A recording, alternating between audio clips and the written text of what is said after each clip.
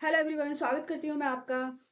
Pregnancy in as of 35 कैसे, क्यों, क्या प्रॉब्लम्स हो सकती हैं, ये क्वेश्चन बहुत सारे लोग बहुत बार पूछते हैं। और आजकल की जो लाइफ है उसमें 35-40 के करीब प्रेगनेंसी कंसीव करना बहुत ही आम हो गया है। क्यों? क्योंकि हमारी जो लाइफ स्टाइल है वो वेस्टर्नाइज हो गई है। लेकिन गांव में आज भी 25-30 तक में अपनी फैमिली पूरी कर लेते हैं लोग बाग। पर जो सिटी वाली कल्चर है उसमें थोड़ा सा वेस्टर्न प्रभाव आ गया है। और वेस्टर्न प्रभाव के कारण क्या होता है कि शहरों में क्या है, कैरियर ओरिएंटेड लोगों का अपना लाइफ स्टाइल हो गई है। लेट आजकल अपने कैरियर पे लोग बाग फोकस करते हैं। साथ में क्या है कि वो लेट शादी करते हैं। लेट शादी होने के बाद में उनके बच्चे भी लेट होते हैं। 35 के बाद में प्रेगनेंसी कंसीव करना, 40 में करना, ये बहुत नॉर्मल हो गया है।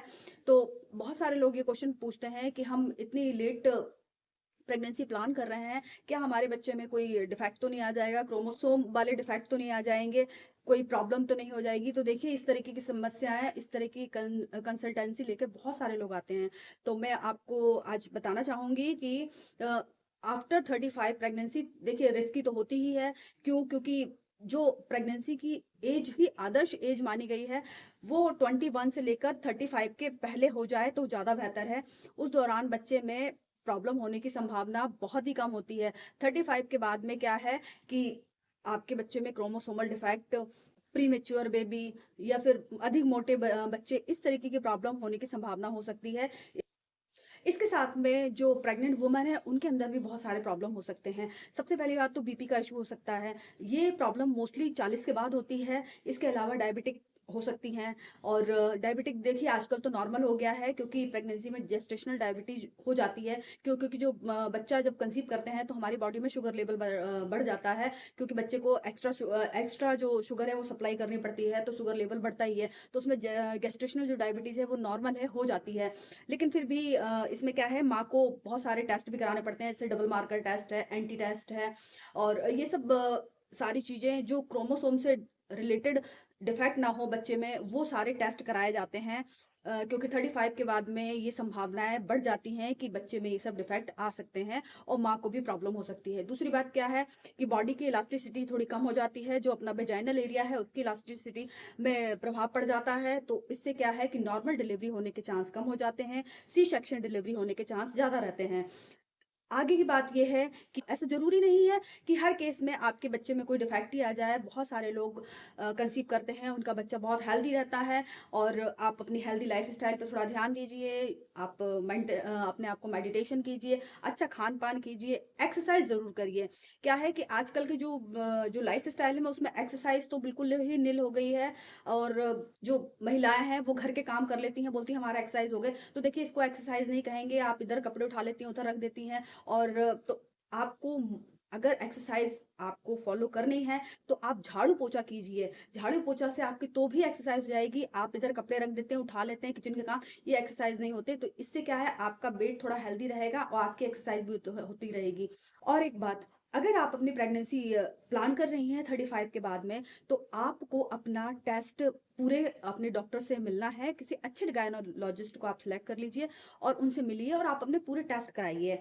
आपको ये टेस्ट कराना बहुत ही ज़रूरी है, ताकि आप में कोई क्रोमोसोमल दिक्कत हो या कुछ छोटी-मोटी प्रॉब्लम्स हो तो वो आपको ऑब्जर्व हो जाए, जिसका कि ट्रीटमेंट शुरू हो जाए। अगर डॉक्टर आपको कोई दवाइयाँ प्रिस्क्राइब करते हैं तो आप उसको लेने में बिल्कुल भी परहेज़ ना करें। और अगर आप प्रेगनेंसी प्लान कर रही हैं तो फॉलिक एसिड 1-2 महीने पहले से ही लेना शुरू कर दें। इससे क्या है कि आप में जो फॉलेट के गुण हैं वो आपकी बॉडी में आ जाएँगे और आपको प्रेगनेंसी कंसीव होने में आसानी हो जाएगी। और ज़्यादातर मोस्टली वुमेन क्या है, इस दौरान एनीमिक हो जाती हैं। तो आप फॉलिक एसिड स्टार्टिंग से लेके रखेंगे, उसमें आपको फ़ायदा मिलेगा। और आपको अपना रेगुलर टेस्ट कराना है डॉक्टर से मिलके। आप उसमें बिल्कुल भी लापरवाही ना करें।